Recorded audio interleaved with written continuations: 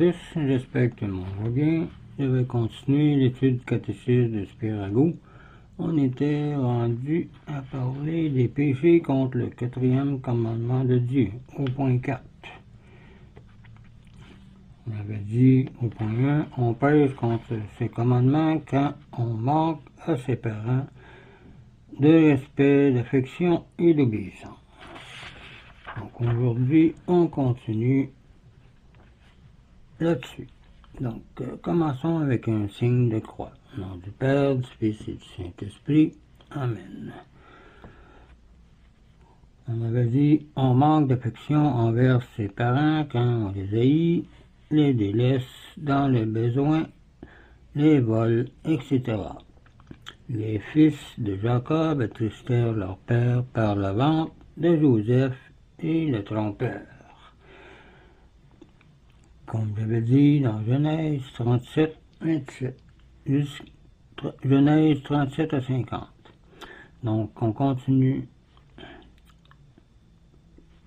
Absalom conspirait contre son père sous la porte du palais, le trompa quand il se retira à Hébron et se révolta contre lui. Voir 2 Samuel 15, verset 18. Les fils d'Élie péchèrent contre lui par désobéissance. Voir 1 Samuel 2, versets 12 à 26. Au point 2, Dieu menace les enfants mauvais d'infortune et de déshonneur ici-bas, d'une mort malheureuse souvent et de la damnation éternelle si on ne se corrige pas. Cette punition est très sévère parce que c'est un grand crime d'être ingrat envers ses plus insignes bienfaiteurs comme ses parents. Saint Augustin raconte qu'à Césarée, en Cappadoce, les 2 fils d'une veuve qui avait outragé et maltraité leur mère furent aussitôt atteints d'un tremblement de tout leurs membres, et qu'ils errèrent par le monde jusqu'à ce qu'ils fussent guéris à Hippone, sa ville épiscopale, par les reliques de Saint Étienne. Saint Augustin a dit ça dans la Cité de Dieu, chapitre 22, verset 8. Quiconque oublie son père et sa mère sera oublié par Dieu et livré au déshonneur, dit Ecclésiastique, chapitre 23, verset 19. Un arbre qui n'a pas fleuri ne porte pas de fruits. De même, l'adolescent ou l'adolescente qui a été désobéissant sera sans honneur dans sa vieillesse, disait Saint Cyprien, et bien d'autres. Les mauvais fils ou filles meurent souvent d'une mort misérable, tels les fils d'Élie, qui périrent dans une bataille.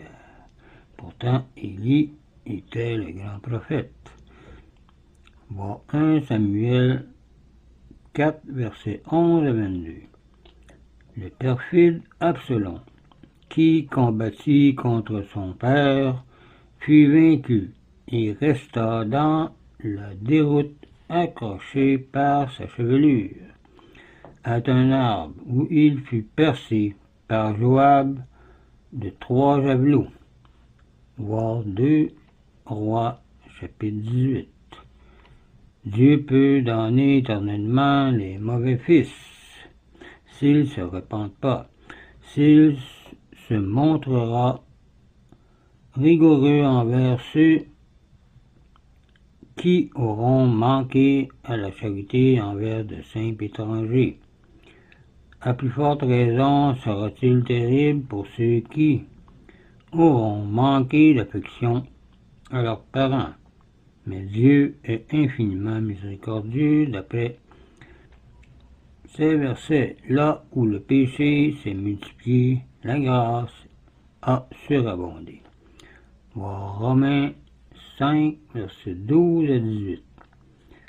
Et c'est ce que disait Saint Bernardin.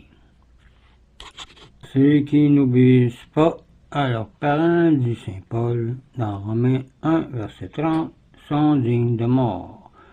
Maudit soit celui qui n'honore pas son père et sa mère, disait Exode 21,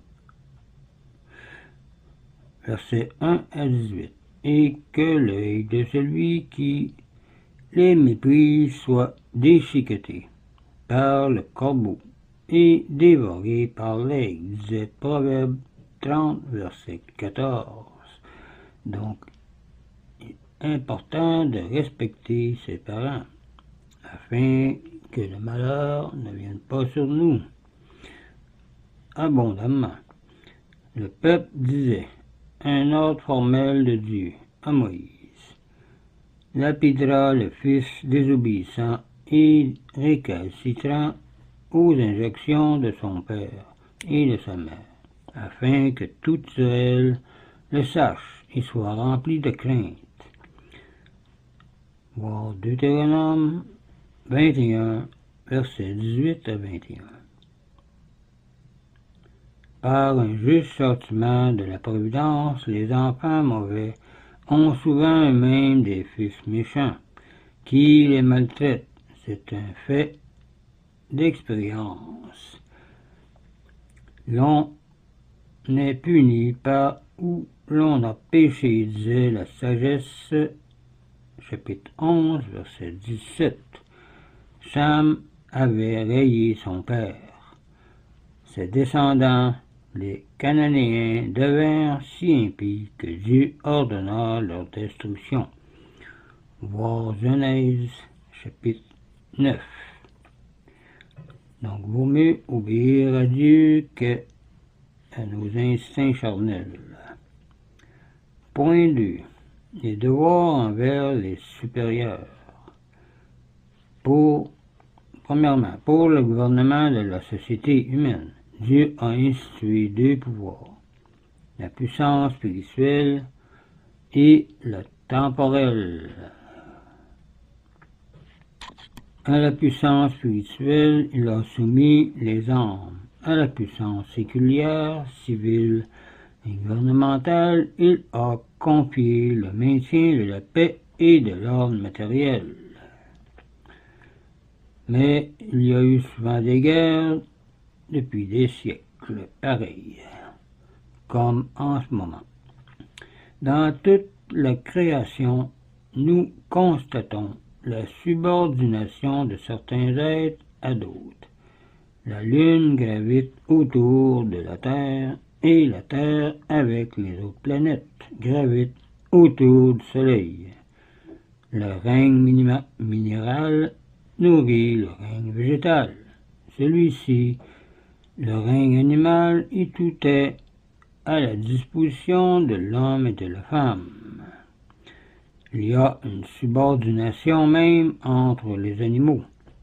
Les abeilles ont une reine et certains oiseaux, certaines bêtes sauvages, quelques espèces de poissons ont comme des chefs qui leur commandent militairement.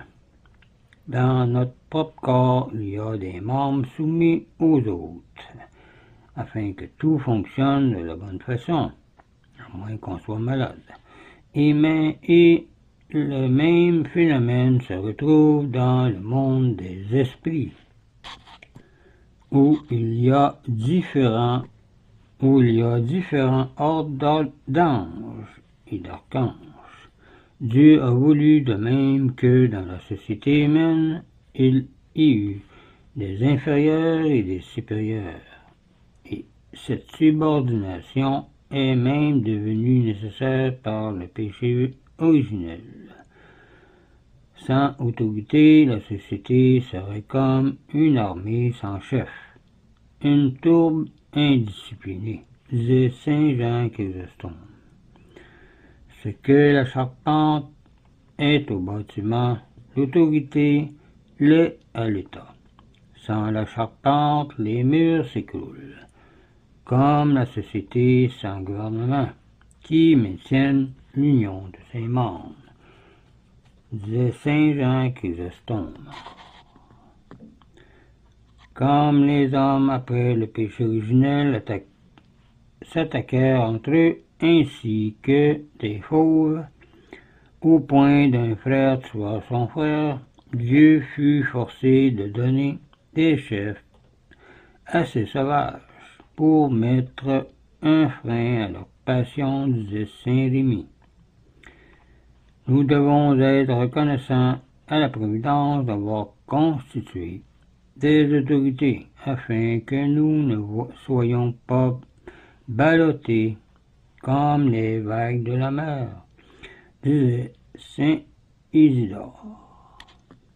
Donc les autorités sont comme une image de la puissance et de la providence divine sur les humains, disait Léon XIII. Nous allons nous arrêter ici pour cette vidéo et on continuera sur les devoirs envers les supérieurs la prochaine fois. Donc, je vous laisse là-dessus, je vous dis au revoir et union prière.